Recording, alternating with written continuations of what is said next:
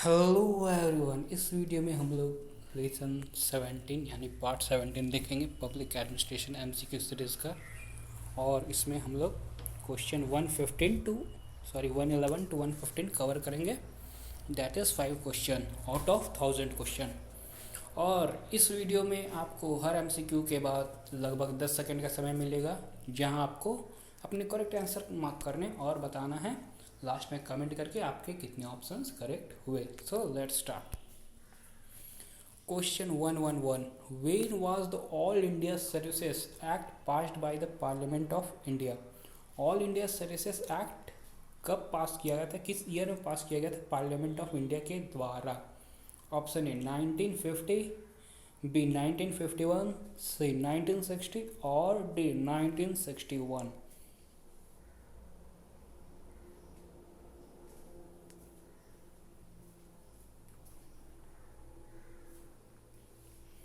तो इसका correct option होगा 1951। 1951 में ऑल इंडिया सिटीजन्स एक्ट को पास किया गया था पार्लियामेंट ऑफ इंडिया के द्वारा। अब इसके बारे में थोड़ा एक्सप्लेनेशन हम लोग देख लेते हैं। तो ये तो 1951 में पास किया गया था ऑल इंडिया सिटीजन्स एक्ट को। अब देखते हैं इसके बारे में थोड़ा सा। इस एक्ट में यही लिखा गया था, कॉन्स्टिट्यूशन में, इस एक्ट में, कि an act, this is an act to regulate the recruitment, this is an act to regulate the recruitment and the conditions of service of persons appointed to the all India services common to the union and the states। मतलब ये इस act के अंतर्गत recruitment करना all India services में, और उन लोग का सर्विस कंडीशन को भी बताया गया था कि किस तरह से अपॉइंट किया गया जाएगा लोग को इस सर्विस के लिए। और ये ऑल इंडिया सर्विसेज कॉमन होगा union and for the states. तो ऑल इंडिया सर्विसेज यूनियन और स्टेट्स के लिए कॉमन है। और आप लोग को बताते चले, अभी इंडिया में सिर्फ 3 ही all India services, that is Indian Administrative Service IAS, Indian Police Service IPS और Indian Forest Service IFOS. So next question is here, the training for IAS is conducted in 4 stages, which one of the following is the correct sequence of training stage? IAS को का training होता है वो 4 stage में होता है। तो इसमें से कौन सा करेक्ट सीक्वेंस है उन लोग के ट्रेनिंग स्टेजेस का?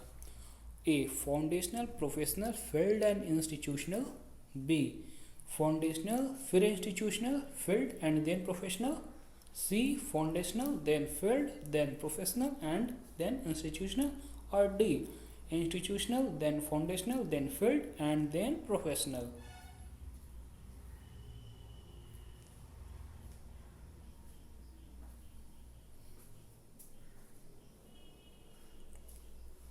तो इसका करेक्ट ऑप्शन होगा option A, that is foundational, professional, फिर फील्ड, फिर इंस्टीट्यूशनल।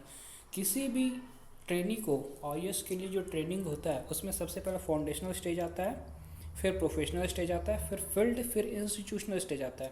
और आप लोग को बताते चले कि ये आईएएस का ट्रेनिंग 24 मंथ्स के लिए होता है। तो next question is here, the member of the UPSC can be removed on the ground of misbehaviour by. जो यूपीएससी के मेंबर हैं उन्हें किस ग्राउंड ऑफ मिसबिहेवियर में किस तरह से रिमूव किया जा सकता है? Option A impeachment by parliament, B the president after an inquiry and verdict of the Supreme Court, C the chairman of the UPSC, और D by the president on the recommendation of the cabinet.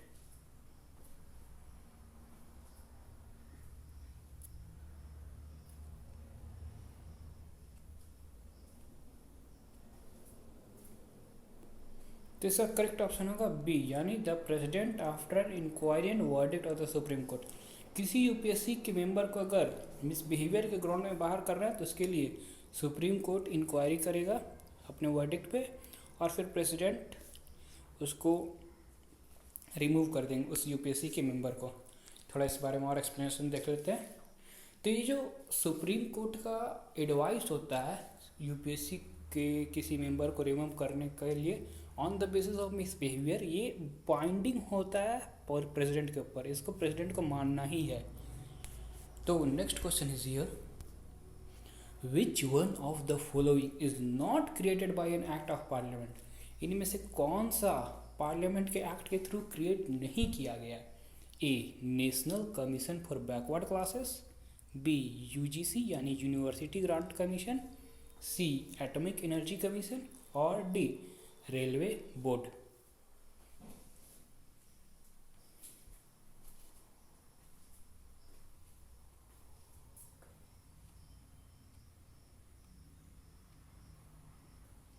तो इसका correct option होगा National Commission for Backward Classes. National Commission for Backward Classes को act of parliament के द्वारा create नहीं किया गया। ये सिर्फ University Grant Commission, Atomic Energy Commission, Railway Board, ये तीनों को एक्ट ऑफ पार्लियामेंट के द्वारा क्रिएट किया गया। अब national Commission for backward class क्या देख लेते हैं इस बारे में। तो ये एक कॉन्स्टिट्यूशनल बॉडी है, इसको एक्ट ऑफ पार्लियामेंट के द्वारा क्रिएट नहीं किया गया। ये constitutional body national Commission for Backward classes. So next question is here. The word socialist and secular were added to the preamble by, जो शब्द है सोशलिस्ट और सेक्युलर, ये भारत के संविधान के प्रियम्बल में कब एडिट किया गया था? ए 41st अमेंडमेंट के द्वारा, बी 44th अमेंडमेंट के द्वारा, सी 46th अमेंडमेंट के द्वारा और डी 42nd अमेंडमेंट के द्वारा।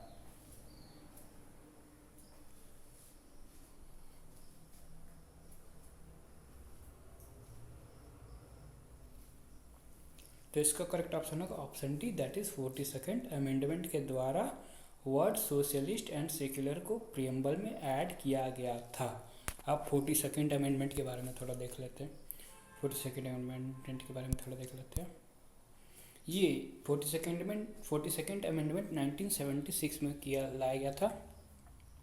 उस वक्त कंट्री में इमरजेंसी चल रहा था और उसकी वजह से क्या हुआ था, किसी 42nd अमेंडमेंट के द्वारा कुछ फंडामेंटल राइट को कट किया गया था और उसी में फंडामेंटल ड्यूटी को इम्पोज किया गया था 42nd अमेंडमेंट के द्वारा। इसको मिनी कॉन्स्टिट्यूशन ऑफ इंडिया भी कहते हैं, ध्यान दीजिएगा, मिनी कॉन्स्टिट्यूशन ऑफ इंडिया भी कहते हैं 42nd अमेंडमेंट को।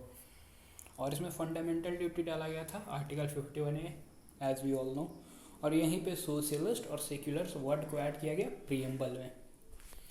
तो ये था आज का क्वेश्चन आउट ऑफ 1000। अभी तक हम लोग ऑलरेडी कवर कर चुके हैं 115 और जल्द ही हम लोग और क्वेश्चन कवर करेंगे।